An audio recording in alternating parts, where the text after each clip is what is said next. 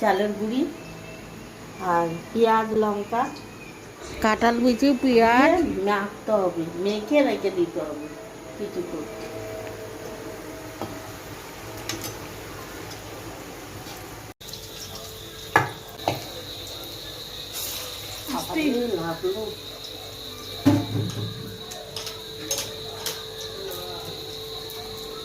আলুগুলো দিয়ে তেল নুন হলুদ দিয়ে লাল করে ভেজে নিতে হবে, তারপরে উঠিয়ে নেব।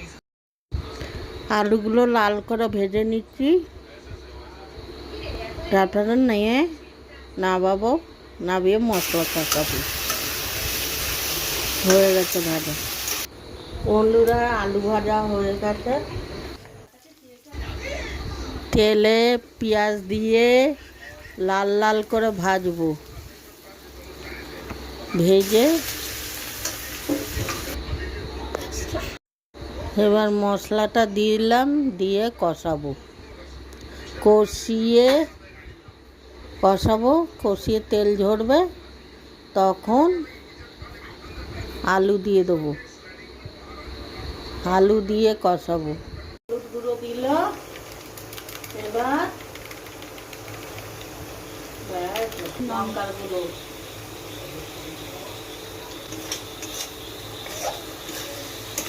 তেল ছেড়ে দিয়ে দেবো, দই দিয়ে দাও, জিরের গুঁড়ো দিয়ে দিলাম,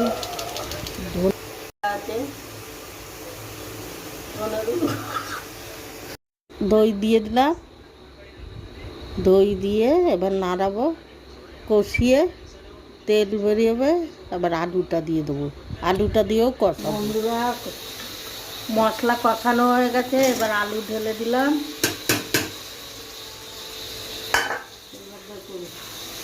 কষিয়ে এবার জল ঢালবো। আগে আলু ভাজা ছিল, ভেজে নিয়েছি,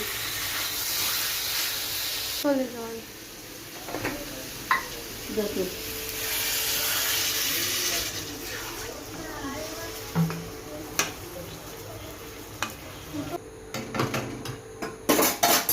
ঝোল ফুটে গেছে, এবার বড়া ছেড়ে দিচ্ছি।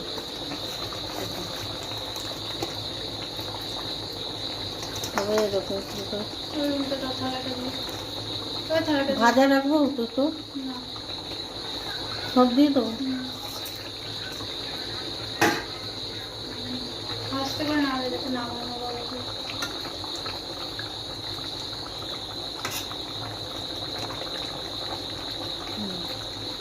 বন্ধু